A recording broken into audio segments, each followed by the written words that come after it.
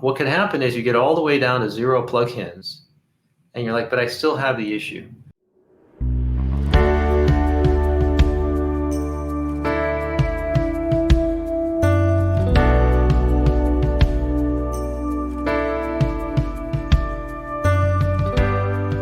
Hello, and welcome to the HIPAA Vault podcast, where we discuss all things HIPAA compliance, hosting, and WordPress. My name is Adam Zenadine. I'm joined by CTO of HIPAA Vault, Gil Vidals. Hey, Gil. Hey, Adam. How's it going?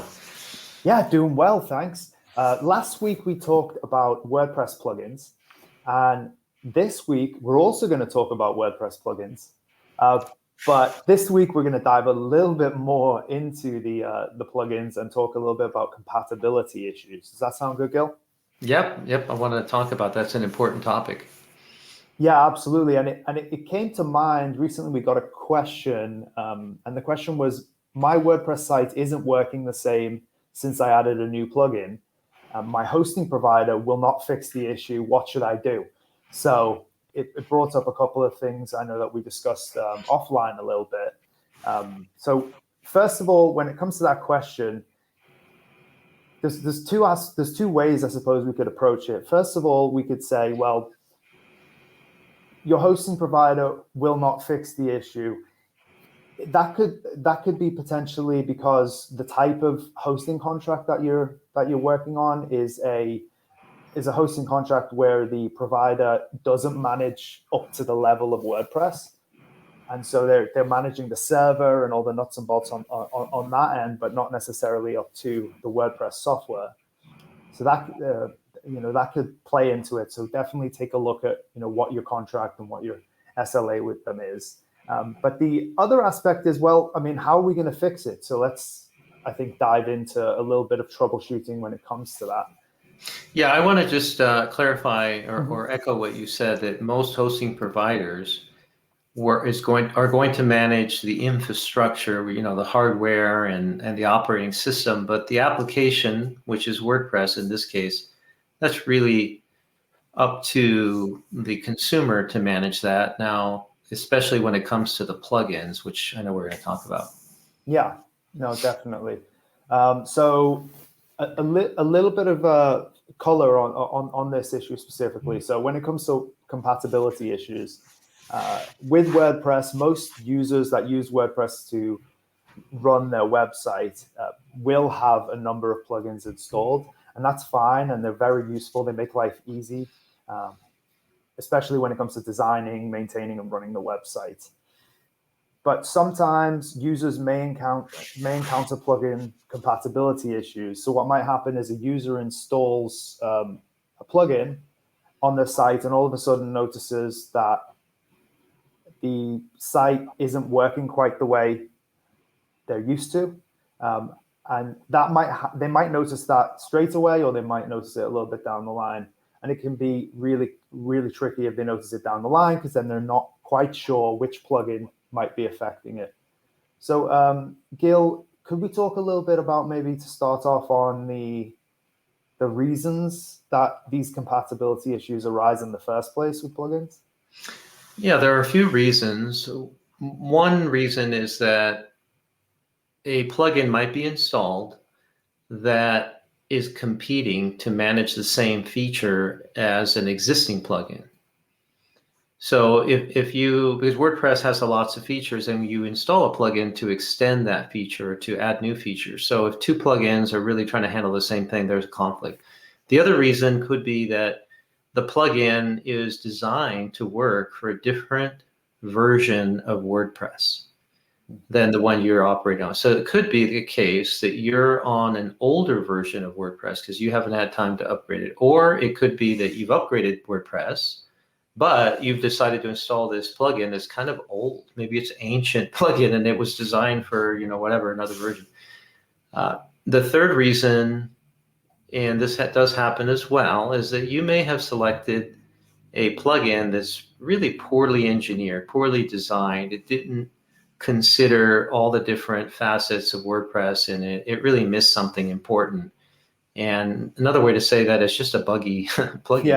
Yeah, I know we spend a lot of time, because we manage up to the application level often with our hosting customers for WordPress, and we spend a lot of time vetting the plugins, especially because we deal in healthcare specifically on the security side, but then also on version control and making sure that it's a plugin that has a big community around it and minimizing the chances that it's a buggy kind of plugin. So yeah, there's interesting reasons. So how do we go about diagnosing those plugins, or for this specific user that had the question, what can they do to diagnose the plugins and fix it? Okay. Well, let's clarify. Let's go back to what you said earlier. If you install, when I say you, I mean the DevOps or the owner of the site. They have this cool idea to extend the functionality, and they install plugins. So if you're installing a plugin, which isn't hard to do, it's usually go to the WordPress directory, pick the one you want, hit the button, and it'll install it through the back end of WordPress. If you notice the site isn't functioning right, and by that I mean you should test your site after you install a plugin. You shouldn't just install it and walk away for dinner. You should right away have a list of things that you check: your forms, your homepage, your banners.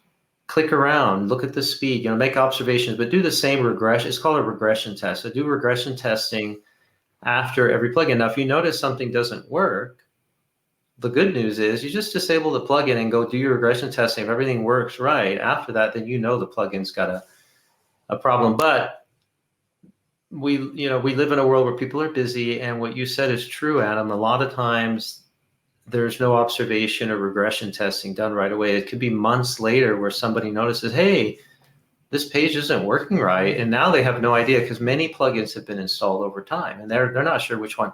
So the way you can solve that problem is by disabling one plugin and then testing the functionality. If it's still broken, disable the next plugin.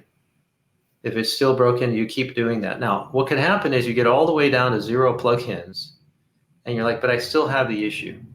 Well, that would be kind of a tricky situation, but you could go through at that point and look at your WordPress core. And this is kind of a rare thing, so I don't want to dwell on that, but 90% of the time, you will have success by disabling plugins. Now, a lot of people like to do it the opposite way. What do I mean by the opposite way?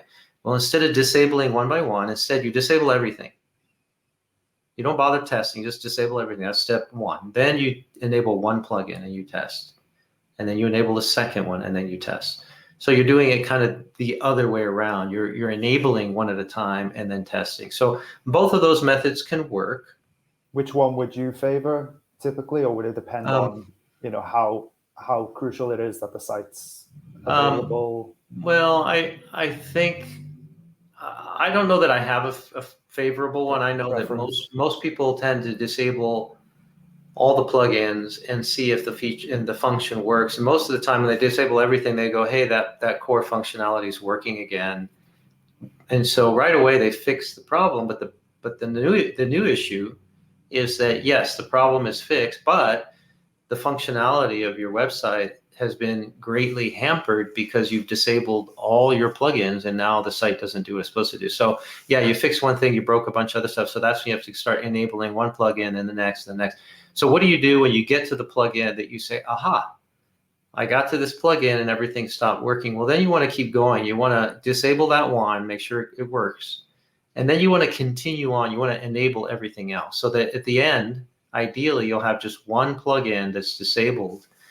And that's the ideal situation, that you'll figure it out that way. It's called deductive, logic. You're going one at a time, right, until you get to it.